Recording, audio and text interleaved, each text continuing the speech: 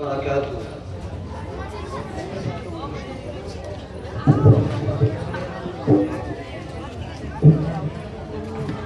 نحمده ونصلي على رسوله الكريم.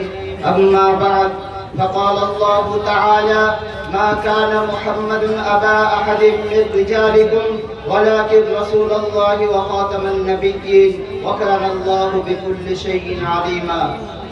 قال النبي صلى الله عليه وسلم: سيكون في أمتي 30 كذابون كلهم يزعم أنه نبي وأنا خاتم النبيين لا نبي بعدي. صدق الله العظيم. مرکز علم و فن محور ارتقا، مرکز علم و فن محور ارتقا، آپ خیر البشر، آپ خیر الورا. آپ کے در پہ جھکتے ہیں ارض و سما، آپ کے در پہ جھکتے ہیں ارض و سما. آپ خیر البشر، آپ خیر الورا. مصطفیٰ آپ ہیں، مجتبیٰ آپ ہیں، حسن کی ابتدا انتہا آپ ہیں. قابل قدر اساتذہ اکرام و مہمانان عظام اور میرے ہمدرد سے ساتھیوں، بے شمار حمد و ثنا اس خالق کائنات کے لیے جس نے تمام جہانوں کو وجود بخشا. لاکھوں کروڑوں درود ہستی کے لیے جس کو اللہ رب العالمین تمام جہانوں کے لیے رحمت بنا کر بھیجا. معزز سامعین، آپ صلی اللہ علیہ وسلم کی بے شمار خصوصیت میں سے ایک یہ بھی ہے کہ ختم نبوت کا تاج آپ ہی کے سر پر سجایا گیا.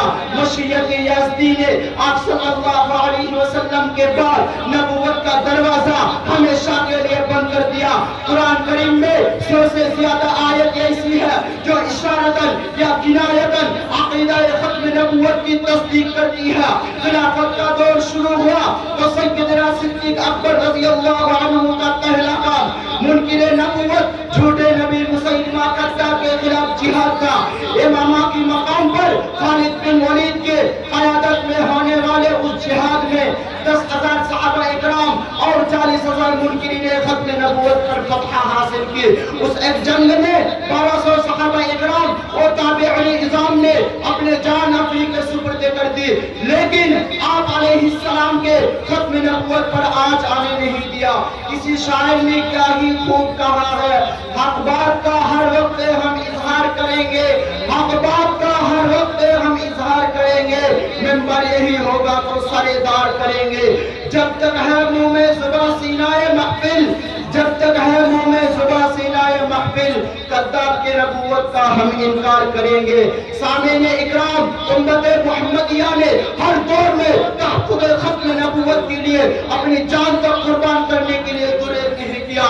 بر صغیر میں جب مرزا قادیانی نے ختم نبوت کا دعویٰ کیا تو پوری امت مسلمہ نے اسے نیست و نابود کر دیا. بر اعظم ملک افریقہ کی مرکزی کی سپریم کورٹ نے 1919 میں قادیانیوں کو غیر مسلم قرار دے دیا. 1935 میں بہاولپور کے ہائی کورٹ نے منکرین ختم نبوت کو کافر ہونے کا اعلان کر دیا. معزز حکمین، عقیدہ نبوت کوئی عام مسئلہ نہیں ہے، بلکہ علماء دیوبند کے محدث کبیر حضرت انور شاہ کشمیری نے دیوبند کے سرزمین سے چیختے ہوئے فرمایا تھا: جیسے نبی کی رسالت پر ایمان رکھنا ہر مسلمان پر فرض ہے، اسی طرح ہمارے نبی کو آخری نبی ماننا ہر مسلمان پر فرض ہے.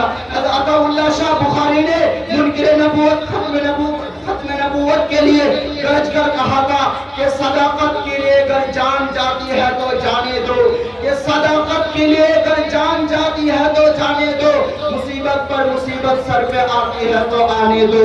میرا عزیز دوستو، قرآن و حدیث کی مطالعہ سے یہ بات سمجھ میں آتی ہے کہ اجماع صحابہ و تابعین، اجماع فقہاء و محدثین سے یہ بات نکل کر آتی ہے کہ بزرگان دین کے اقوال سے علماء دیوبند کا عقیدہ یہ ہے کہ جو ختم نبوت کا طرفدار نہیں ہے، لا رائب ہے جنت کا وہ حقدار نہیں ہے۔ اور جو خاموش رہے سن کے جو انبیاء کی توہین بے شرم ہے، بزدل ہے، وہ خوددار نہیں ہے۔ سامعین اعظام، مرزا کی ذریت دنیا کی کسی بھی کونے میں ہو، اس کے خلاف ہم الفاظ کی جنگیں لڑتے رہیں گے، اور مرزا کی ناجائز اولادوں کو مٹانے کے لیے ہم ہر طرح کی قربانی دینے سے پیچھے نہیں ہٹیں گے۔ تو آئیے دوستو، میں آخر میں یہی پیغام دوں گا کہ ختم نبوت کے خاطر ہم جان نچھاور کر دیں گے، کہ ختم نبوت کے خاطر ہم جان نچھاور کر دیں گے۔ اگر وقت نے ہم سے خون مانگا تو وقت کا دامن بھر دیں گے۔ وآخر دعوانا الحمدللہ رب العالمین۔